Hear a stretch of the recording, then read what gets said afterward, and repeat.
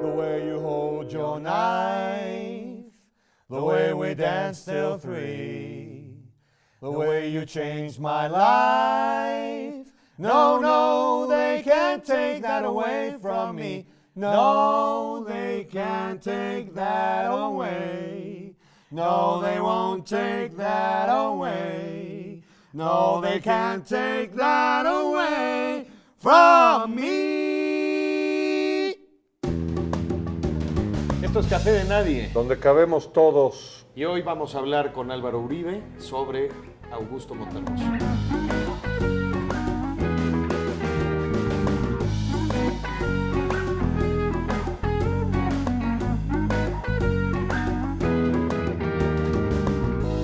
Álvaro Uribe es narrador, ensayista, editor y durante algún tiempo también diplomático. Álvaro es el autor de numerosas novelas, libros de cuento, de ensayo, y recientemente publicó su última novela en Tusquets, Morir más de una vez. Por su obra narrativa ha merecido, entre otros premios, el premio Elena Poniatowska y el premio Antonin Artaud, y es un verdadero placer tenerte aquí con nosotros hoy. Gracias, Álvaro. El placer es mío. Esperemos que mi libro no sea el último, digamos que se quede en el más reciente. El más reciente. Todavía tengo ganas. Sí. Yo quería acotar eso. Sí. A ver, independientemente de que yo te quiero mucho porque eres mi amigo, yo te admiro profundamente y ese es el chiste. Los que somos lectores de la obra de Álvaro estamos esperando a ver qué sigue. Si va a seguir un ensayo, si va a llenar otra novela, si se aparece una crónica por ahí. Y yo creo que lo único que falta añadir a la magnífica presentación que hizo Hernán es que eres un escritor con muchísimo oficio y ahí quiero entrar. ¿Tú conociste a Augusto Monterroso en el mítico taller que daba él? Es decir, ¿fuiste de los que entraba a ese santuario? Creo que hubo 3 generaciones. Yo lo conocí en 74. Él tendría como unos 52 años por ahí. Uh-huh. Y yo tenía entonces 21 y quizá tendría como 2 cuentos, cuando mucho, o 2 bosquejos de intentos de ensayos de cuento. Era toda mi obra en ese momento. Y fue curioso porque quien me presentó con él, o quien me atrevió, quien me hizo atreverme a que yo acudiera a Tito Monterroso en los pasillos de la Facultad de Filosofía, fue el maestro Luis Herrera de la Fuente. Qué curioso. Fue una circunstancia muy exótica en la que un músico le estaba recomendando yo era un inédito, entonces yo no era ni siquiera un escritor, yo era nada más un wannabe, alguien que quería ser escritor, a este hombre que ya era un gran maestro y además muy tímido. Entonces, en otras circunstancias, nos conocimos un poco, siempre fue difícil el trato en la universidad. Yo quería desde el principio obtener con él la beca de Bellas Artes, la famosa beca, hoy legendaria beca de Bellas Artes, y una respuesta muy típica de Monterroso. Me dijo, pues vente mejor a mi taller de la universidad. Entonces yo le decía, no, pero es que maestro, yo quiero... No, sí, en la universidad está muy bien. Entonces me hizo sufrir durante un semestre la competencia como con 30 otros ignorantes como yo, que teníamos que pelearnos literalmente la palabra para poder leer siquiera una vez al semestre, pues algún cuento, algún texto que estuviéramos haciendo. Y al cabo de ese semestre de prueba en que yo intenté, con toda mi energía, intenté quitarles la palabra a todos mis condiscípulos, hacerme notar de Monterroso, por fin me volví a acercar a él y le dije que quería la beca, y todavía muy serio como él era. Es curioso, los humoristas pueden ser muy serios. Claro, era un hombre, son los hombres más serios. Era un hombre de apariencia muy adusta, que decía las cosas como si fueran casi la última palabra que iba a decir. Me dijo, bueno, usted preséntese al concurso, porque en ese entonces todavía me hablaba, usted preséntese al concurso, pero la verdad es que hay mucha competencia, entonces quién sabe se lo gane. Entonces, yo todavía estuve torturando. Bueno, ahora me doy cuenta, acabó dándome la beca, por cierto. Ahora me doy cuenta que todo en él eran lecciones. Casi le salía natural ser maestro. Yo lo considero no alguien que fue mi maestro, sino alguien que fue tan buen maestro que va a seguir siendo toda mi vida mi maestro hasta la fecha. Eso es lo que te iba a decir. ¿Lo sigues recordando? Yo lo sigo recordando. Se apuntaló al oficio de escritor gracias a los consejos de él. No sé si ustedes tengan, como escritores que son también ustedes, la idea de que alguien los está observando por encima del hombro cuando están escribiendo, de que, a mí la persona que me está observando por encima del hombro es siempre Monterroso, y desgraciadamente la tendencia es como a negar más bien. Deja tú eso, es la única persona con esa estatura que es capaz de verme por encima del hombro. Exactamente. En efecto, lo que pasa es que te has subido a un banco. Exactamente. Cuando escribiste Monterroso, ¿todavía seguía ahí? Sí, todavía seguía, todavía estaba ahí. Álvaro, tú has recordado también en buena parte todas estas lecciones en un ensayo muy hermoso llamado Las Lecciones de Monterroso, que está publicado en tu libro La Parte Ideal.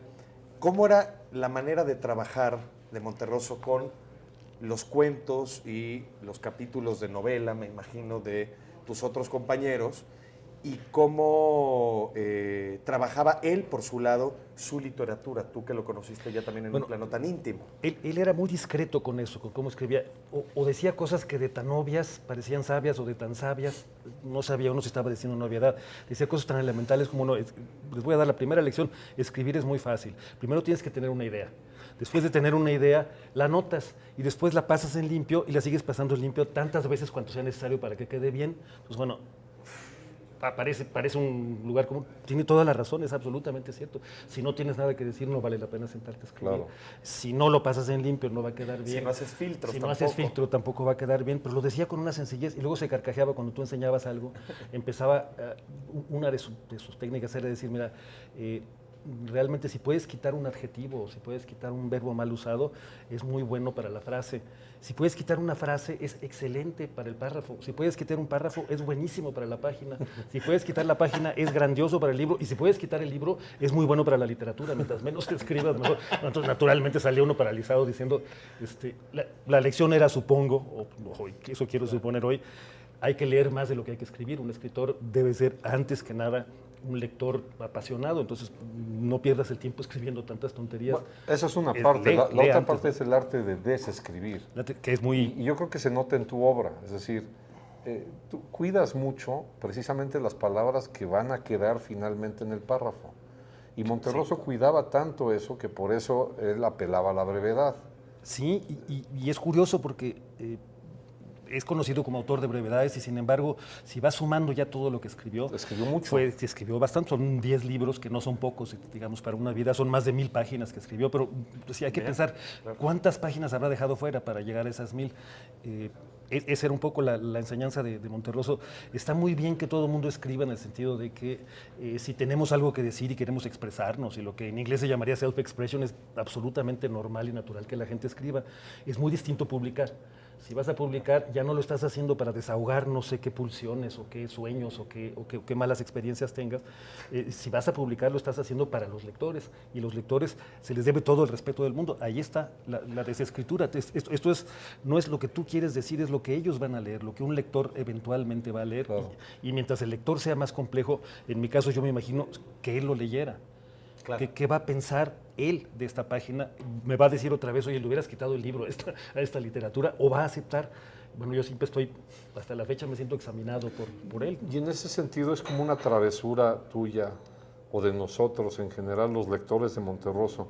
A veces yo siento que es una travesura cuando leemos novelas, es decir, él no era un novelista y era más bien abocado al género del cuento. Un maestro del cuento y tiene el decálogo tramposo, que en realidad no es un decálogo, son 15 o más, 12 o 17 o 1000. Es como cabalístico. No es un decálogo, son sus consejos al cuentista. Sí, que él lo quiso hacer imitando desde luego a Horacio Quiroga, ¿no? Que sí hizo un decálogo.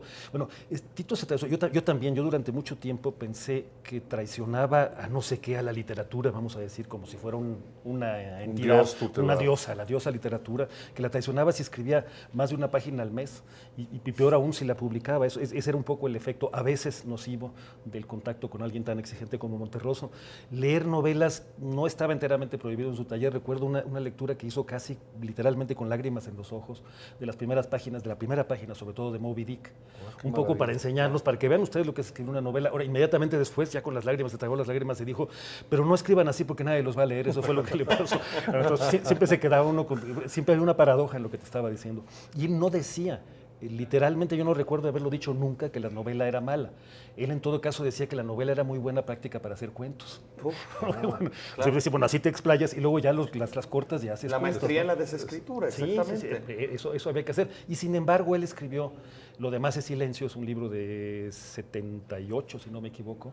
¿Una novela? Que es una novela. No, Lo demás es silencio es una novela. Es una novela construida de una manera muy extravagante. Como ustedes recuerdan, él a partir de los años 50, o sea, 25 años antes de publicar este libro, creó el personaje de Eduardo Torres y empezó a publicar bajo el seudónimo de Eduardo Torres, empezó a diseminar textos cada año, cada 2 años aparecían siempre, en alguna revista aparecía un texto, y de repente cuando aparece la novela en que se recogen todos estos textos, hay realmente un acto de magia, de prestidigitación, porque él primero mete al personaje a la realidad y luego lo saca otra vez de la realidad para citarlo y empaquetarlo en un libro. No, y Bueno, además hizo es una maravilla unidad, logró una unidad a partir de universos dispersos. Claro, que están, además los textos están regados, bueno, hay textos que son paródicos de la parodia, hasta la Cuarta de Forros la hizo él hizo absolutamente todos los textos del libro. Hay un elemento para las personas que no lo han leído o para los miles de personas que lo citan solamente por el cuento del dinosaurio, Sí. que es que en realidad a él se le podría aplicar que él era una literatura, él encarnaba una literatura. Sí, una manera, claro, Era un gran lector,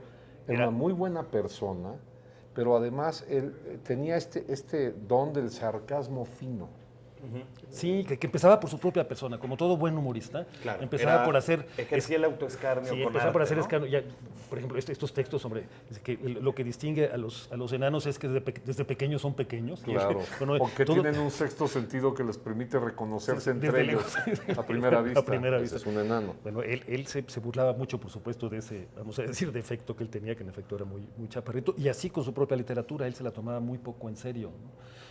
Lo cual la hacía mucho más difícil que él llegara a publicar. El ritmo de publicación de Monterroso es como de un libro cada 7 años, aunque a veces se acercan más, realmente se tardaba poco, y a veces publicaba el último, que se llama La Vaca, que publicó 5 años antes de morirse, prácticamente se lo tuvieron que ir a sacar de su casa los editores, ¿no? Él ya no quería seguir publicando, pensaba que para qué, se ya había terminado Y prácticamente. solamente hasta el final fue que empezaron a salir otros textos del cajón, ¿no? Pájaros de Hispanoamérica, sus ensayos, Sí, que La tenía- Vaca, que más o menos estuvieron muy cerca de la muerte del Sí, propio ya faltaban Monterroso. pocos años ya para su muerte cuando escribió eso, pero él en realidad escribía entre su primer libro, que lo publicó a los 37 años de edad, que también Ya- es otra ya lección. muy grande, sí. ¿Para qué tenemos prisa si no?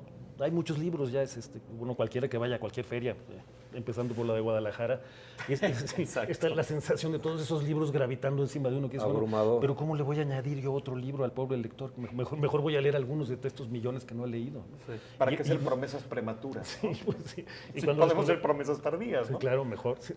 Bueno, después de un corte seguimos conversando con Álvaro Uribe sobre Augusto Monterroso. Ahora volvemos, no se vayan, esto es Café de Mayo.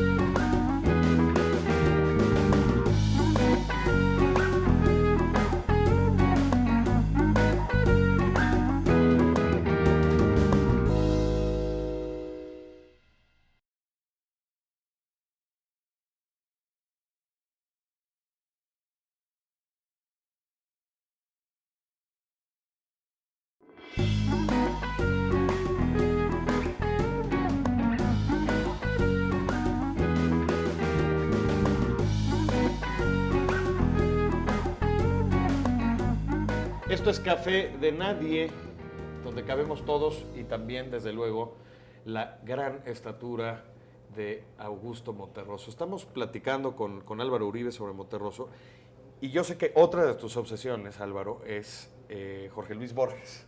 Y creo que entre estos dos autores hay una manera de entender, como muy bien decía Jorge, una obra como toda una literatura en sí misma.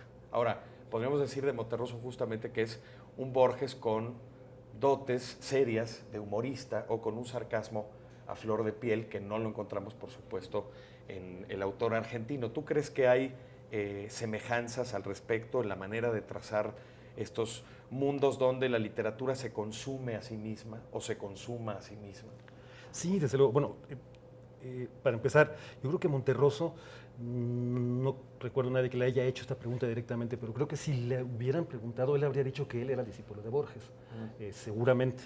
Él publicó por ahí de los años 50 uno de los ensayos pioneros de toda la literatura hispanoamericana sobre la importancia de Borges. Una de las frases que usó en este ensayo, una frase muy memorable, dice que él sintió cuando leyó la obra de Borges por primera vez, algunos cuentos, leyó la Aleph, naturalmente, ficciones, él sintió que como si se habría sentido si viera en la calle a un individuo que pensaba muerto. Dice que eso pensó respecto del español de Borges, dijo, bueno, de repente el español entero resucita, yo ya lo creía muerto y de repente acaba de pasar aquí en la calle en la obra de Borges, que es es muy difícil decir algo más elogioso de Borges y algo, lo que puede haber significado para Monterroso eso, él creyendo la lengua que todos manejamos, muerta o moribunda, de repente verla viva y viva con la vitalidad que le daba Borges. Entonces, bueno, obviamente yo creo que eso lo hace más que discípulo, admirador. Y además, otro sentido en el que son si no parecidos, por lo menos practican la misma escuela, podríamos decir, es que los dos son metaliterarios en el buen sentido de la palabra. Los dos juegan más allá de contar simplemente una cosa en sus narraciones, están siempre cuestionándose sobre el arte de contar y los dos siempre te están dando sus referencias. Cada ensayo que ellos hacen es una invitación a leer determinados autores que te pueden, incluso puedes usarlos como trampolín, olvidar casi lo que ellos dijeron y empezar a constituir tu propia literatura gracias a lo que ellos dijeron. Y que pueden no existir incluso, ¿no? Muchas veces pueden no existir, claro, ellos tienden a jugar. Bueno, otra cosa en la que se parecen también es la falta de respeto prácticamente constante a la antigua noción de los géneros. Es muy fácil que Monterroso, al igual que Borges, pase de la prosa a la prosa poética en alguno de los que llamamos cuentos. O del ensayo al cuento. O del ensayo al cuento, que parece ensayo. El cuento que parece ensayo, el ensayo que parece cuento. Bueno, eso que Borges obviamente se lo enseñó no solo a la lengua española, sino, digamos, Borges es uno de los grandes del siglo XX en todos los idiomas. Monterroso, creo que más modestamente limitado a la lengua española, lo recoge y además no se parece, porque Borges es tan extraordinariamente sí mismo que imitarlo parecería difícil y es lo contrario, es muy fácil imitar a Borges. La tentación de caer en la imitación, adjetivar Claro. como él, usar los verbos de él, está ahí, pues, bueno, Monterroso... Hipérbole, todos empezamos a usar la palabra hipérbole, claro, todos, sí, después del prólogo a la invención de Morel. todos empezamos a hablar de las vastas arenas del Las desierto vastas y bueno, arenas. todo lo que sea. Todo esto Monterroso lo evitó muy bien. La prosa de Monterroso no se parece en nada a la prosa de Borges. Es casi anti-Borges. Yo creo que estás poniendo el dedo justo en la llaga de todo mundo, de todos los lectores, incluso de los que todavía ni lo leen. Lees a Monterroso o lees a Borges y de la admiración pasas al atrevimiento bastante vanidoso, es decir, yo quiero hacer esto, Sí, bueno, yo lo puedo hacer. Luego nos damos cuenta que no lo podemos que hacer. no era tan fácil. No es tan fácil.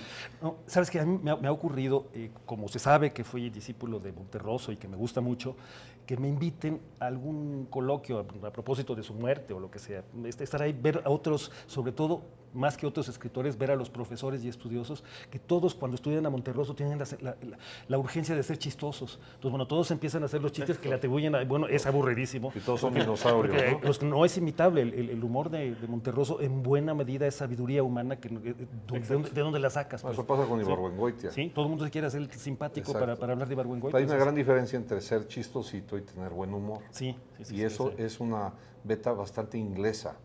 En ese sentido, yo diría que Monterroso, más que mexicanizarse, se chesternoneó. Sí, y en eso también, volviendo a lo que está, en eso también sigue a Borges. Claro. Borges prácticamente está sacado de la lengua inglesa. A veces parecen hasta traducciones. Bueno, Monterroso también es un gran, además de los clásicos que leía, latinos y griegos, que él era conocido por su afición a los clásicos, él era también muy aficionado y traductor, hay que decirlo también, de la lengua inglesa. Incluso en su libro, que a mí se me hace quizá el más magistral de todos, bueno, el más maestro, porque todos son maestros en su manera. Jonathan Swift, ¿no? Él tradujo a Swift, pero hay un libro, La Palabra Mágica, que es un libro verdaderamente mágico, como promete su título. La primera edición del libro, que es de 83, es mágica hasta visualmente. Es un libro en el que Vicente Rojo, que siempre fue el diseñador, hizo que cada texto tuviera una tipografía distinta y está impreso en un papel distinto. Es una maravilla del libro. Y el libro es, como siempre, una miscelánea de textos. Monterroso pensaba que los libros eran como cajones donde uno iba guardando los textos. La idea de la unidad del libro la practicó una vez, lo demás es silencio quizá, pero él no creía en la unidad del libro, él creía que los libros eran... Tenía que ser Sí, eran receptáculos. Diversidad. Bueno, este receptáculo especial incluye 2 traducciones de 2 pequeñas biografías, una autobiografía de Charles Lamb y una biografía, y incluye las traducciones como si fueran textos de Monterroso. Monterroso nos está diciendo, para mí la traducción es tan parte de mi obra como el resto de lo que yo he hecho. Bien dicho, y en eso, bien dicho también, y en eso también sigue a Borges. Pues es que no seguir a Borges es una de las tareas más arduas. Valga la ironía. Ahora, ciego, sí. Sí llegaba un momento en que en el taller de Monterroso los que participaban, estaba Juan Villoro también, no sé si es de tu camada. No, él es un poquito más joven, él estuvo en la camada siguiente. Sí. Pero llegaba un momento en que tú entregabas textos y hay anécdotas de que Monterroso sugería, bueno, pues ponle comas, llénalo de comas En todo donde usted crea que deben ir las comas, póngala. Ponle comas. Después del Y luego artículo. que decía, ahora quítelas, Ahora quítela. ¿no? Claro. Es decir, manosear la idea y escribirla y reescribirla y manosear el texto va armando una especie de mampostería Sí, sí. práctica. En la práctica, cuando tú estás escribiendo y que te imaginas que él te puede leer, dirías, una de las cosas que te infundió fue corregir, es decir, ser muy cuidadoso con la corrección de tus textos, y la otra, te preguntaría, ¿leer en voz alta? Esa es Sí, una- siempre. Sí, o sea, corregir, por supuesto, leer en voz alta, saber cómo suena, porque finalmente el lector, si no tiene un ritmo, el lector no se va a dejar llevar tanto, y además en el ritmo, tú puedes poner un ritmo que te ayude a decir lo que estás diciendo simplemente porque estás haciendo. Si estás hablando de un ferrocarril y usas una frase que diga taca, taca, taca, taca, taca, taca, le estás dando al lector, Más armas. sin que él se dé cuenta del todo, Los los elementos para que se piense en un ferrocarril. Bueno, todas esas cosas, por supuesto que son heredadas de Tito, incluso aunque él no lo hubiera formulado así, él trabajaba por párrafos, que así es como yo he aprendido, solo así puedo trabajar. O sea, cada párrafo tenía de alguna manera el rigor de una estrofa para un poeta.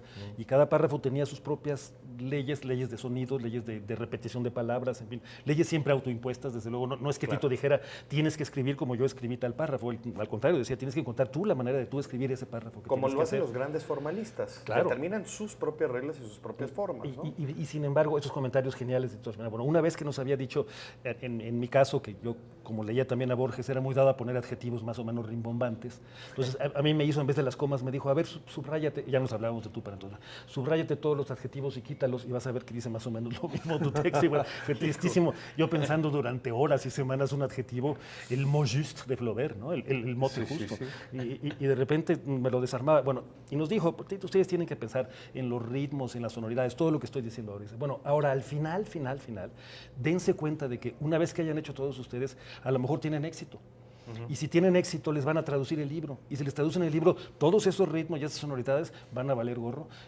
Lo otro idioma, lo claro. único que importa es lo que ustedes tengan que decir. Finalmente, lo único que importa en un libro es que lo digas bien, pero que tengas algo que decir. Porque una vez que te lo traduzcan, todas tus florituras en la lengua española Se van a van a desaparecer. caer. Se van a Dicho caer. sea de paso. Era muy paradójico que te lo dijera él, ¿no? El destino. Claro, pero eso también es como una lección de vida, es decir, supongo que entonces en la sobremesa, porque yo lo poco que conviví con él me daba la impresión que incluso sabía perfectamente bien en qué momento meter la voz y en qué momento se quedaba callado. Sí. Él era, de veras, yo creo que era maestro era un hombre muy tímido. Entonces, eso también ayudaba a que él estuviera en principio callado, un poco a la defensiva.